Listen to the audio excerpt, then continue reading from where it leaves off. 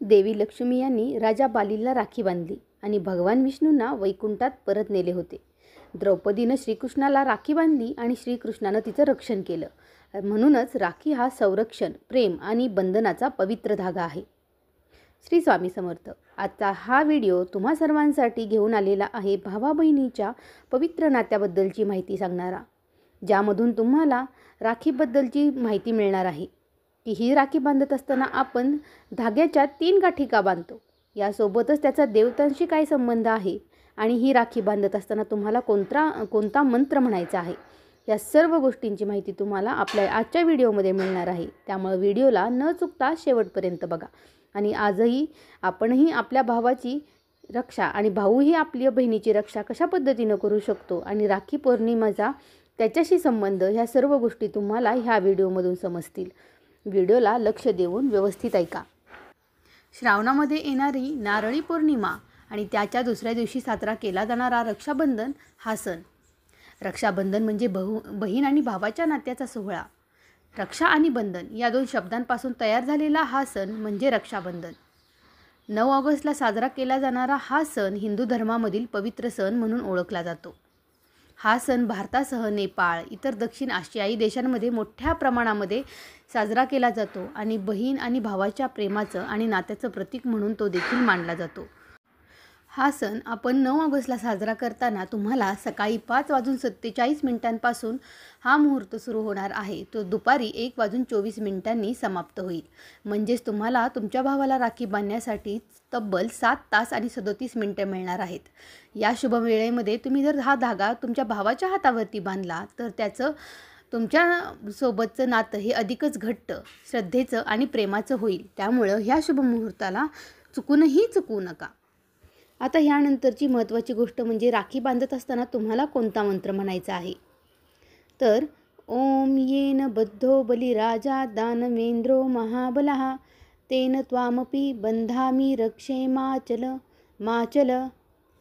याचाच अर्थ, ज्यानं बलाढ्य राक्षस राजा बळी बांधला त्याच रक्षासूत्रानं मी तुला बांधतो. हे रक्षासूत्र तुझं संरक्षण करो आणि तू कधीही विचलित होऊ नकोस, असा त्या राखी बांधण्याचा अर्थ होतो.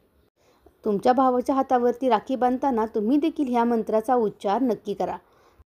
आता वळूया आपल्या व्हिडिओच्या महत्त्वाच्या टप्प्याकडे, ज्यामध्ये आपल्याला समजणार आहे की राखी बांधताना आपण 3 गाठीच का बांधायच्या आणि त्याचा देवांशी काही संबंध आहे त्याबद्दल. धार्मिकतेनुसार राखी म्हणजे श्रद्धा आणि त्रिदेव म्हणजेच ब्रह्मा, विष्णू आणि महेश यांच्याशी संबंध असणारा असा हा सण असं सांगितलं जातं.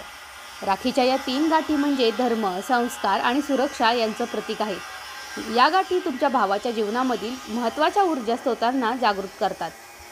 महेश, विष्णू आणि ब्रह्मा ह्या तिन्ही शक्ती अनुक्रमे शक्ती, पालन आणि सृजन यांचा समावेश करतात. त्यामुळं ह्या ज्या तुम्ही 3 गाठी बांधणार आहात त्यामुळं तुमच्या भावाच्या शरीरामधील शक्ती, सृजनता आणि पालकत्व जागृत होतं. पहिली गाठ ही आपण ब्रह्मदेवाला समर्पित करतो, जी सृष्टिकर्त्या ब्रह्मा यांचं प्रतीक आहे. भावाच्या जीवनामधील निर्मितीची भावना, समृद्धी आणि ज्ञान यांचा ती संचार करते. यासोबतच जी दुसरी गाठ आहे ती भगवान विष्णू यांना समर्पित करून ती तुमच्या भावाला धैर्य, स्थैर्य आणि संतुलन देते. यासोबतच आपण जी बांधतो ती तिसरी गाठ ही महादेवाला समर्पित आहे. शिव हा संहारक असला तरी रक्षकही आहे.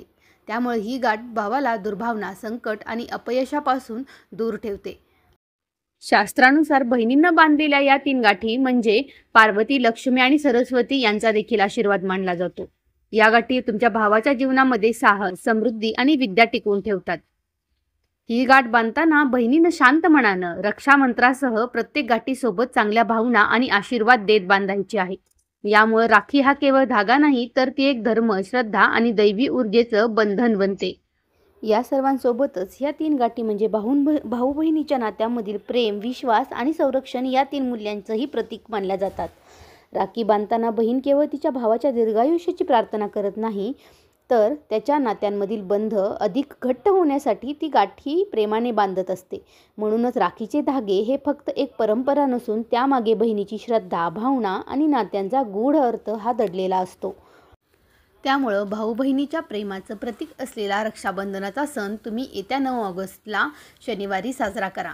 श्रावण महिन्यामधील शुक्ल पक्षाच्या पौर्णिमेला आपण दरवर्षी हा सण साजरा करतो आणि बहीण भावाला राखी बांधताना त्याच्या दीर्घायुष्याची, यशाची आणि सुरक्षिततेची प्रार्थना करायला अजिबातही विसरू नका. त्याला उत्तम आयुष्य लाभावं अशी मनोकामना करा आणि त्याचवेळी भाऊ देखील आपल्या बहिणीला भेटवस्तू देऊन तिला आयुष्यभर रक्षण करण्याचं वचन देखील द्यायला विसरत नाही. त्यामुळं ह्या रक्षाबंधनाला तुमच्या भावाला राखी तर नक्की बांधाच, पण त्याच्याकडून भेटवस्तू घ्यायला देखील विसरू नका आणि त्यासोबतच तुमचं आयुष्यभर रक्षण कराल असं वचन देखील त्याच्याकडून आवर्जून घ्या. व्हिडिओ आवडला असेल तर आपल्या चॅनेलला लाईक, सबस्क्राईब आणि शेअर करा. त्यासोबतच हा व्हिडिओ तुमच्या भावा आणि बहिणींना नक्की शेअर करा, ज्यामुळं त्यांनाही या 3 गाठी बांधण्याचं महत्त्व समजेल आणि आपण यावर्षीची रक्षाबंधन ही उत्साहात आणि धूमधडाक्यामध्ये साजरी करेल. श्री स्वामी समर्थ. जय जय स्वामी समर्थ.